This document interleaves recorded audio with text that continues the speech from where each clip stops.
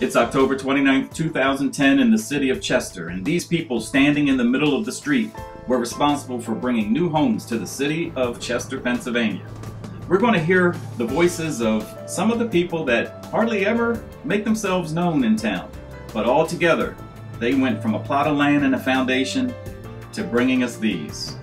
Here's how the story goes. The beginning of 3 new homes for families in need in Chester, and our involvement with the Neighborhood Stabilization Program of HUD. In mind, about 2 years ago, this board began asking the question, if what we do is such a good thing, how can we do more of it and do it on a more sustainable level? The question really was, how can we make more dreams come true? And though through the course of our discussions, we developed a plan to achieve a level of 5 new or renovated homes by the year 2012. The plan identified 3 main components required to achieve that goal. That's leadership, land, I couldn't think of a third L, but it's financial resources. So less than a mile away, just down here on 9th Street, and if you follow it down for about a mile, you come to 800-802 9th Street. And those houses that are, there's a twin, and that house will actually house 2 families, and it will soon become the homes of the Chabot and Francis families, made possible by Thriving Financial for Lutherans and Newtown Square Presbyterian Church, as well as private donors, and many, many donations of time, talent, and materials. And of course today we get ready to raise 3 more right behind us. I call them beacons of light. That is made possible from the grant from the Neighborhood Stabilization Program. I call them beacons of light because if you look around the neighborhood, you see that what we're going to build here will be a vast improvement. And if I had to bet money, I'm not a gambler, but if I had to bet money, I suggest that perhaps other houses around here over the time will also show improvements. This is the time to be an elected official. This is the time for you to work even harder, to go home every night to make sure that you've done a full day's job, to work day in and day out to make the economy and the community a better place to live, to work, and raise your family. And there is no better example of that than what we have here today. We have a partnership on the state level with Thaddeus Kirkland and Senator Dominic Pileggi. We have a partnership on the county level. We have a partnership with the city council, and of course with Wendell Butler, the great mayor of the city of Chester. And when we look at our waterfront, people have come up to me over the course of the last couple of years, and they've said, look what the county council has done with the partnerships on the waterfront, with the soccer stadium. Look what they've done on the waterfront with Harrah's Entertainment Complex.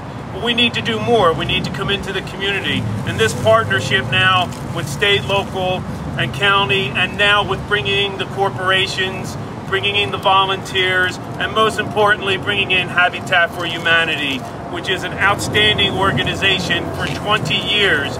And it's with this 20-year organization, with the partnership that we're going to be able to develop, that Chester is going to be a better place, a greater place, and Chester will be back.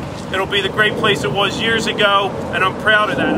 The partnership forged by local, state, and federal government with the Habitat for Humanity in this endeavor is a win-win for those who live in this neighborhood and for anyone who chooses to move to this community. Today we're here to celebrate Habitat for Humanity Day, and I'm honored to be part of the kickoff to Delaware County's participation in HUD's Neighborhood Stabilization Program. The program is designed to transform blighted, abandoned areas into sustainable communities. Foreclosed and vacant properties have a debilitating effect on neighborhoods and often lead to neighborhood decay and reduced property values.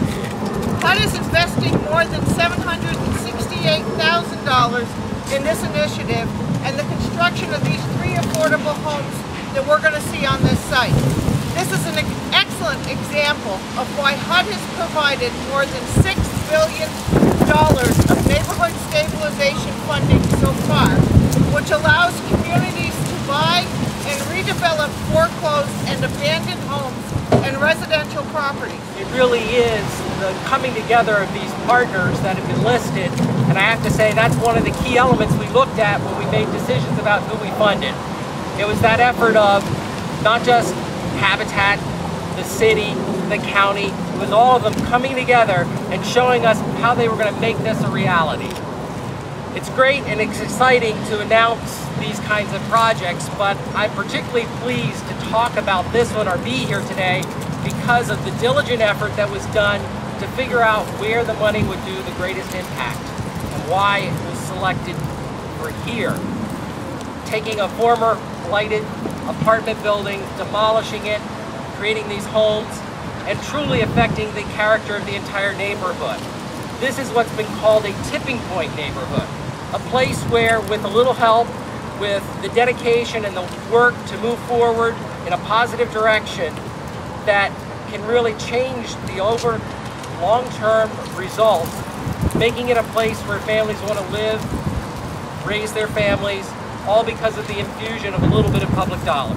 These three houses represent two prototypes. One of them is a twin, and the other is a single-family dwelling. These prototypes, Habitat has been developing with, with the cooperation and the input of CETA and the City of Chester, the city planners and the city construction department. We've developed these prototypes, which are adaptable to a number of different sites in Chester. All of the work that we've done is in Chester, and these are prototypes that work in this town.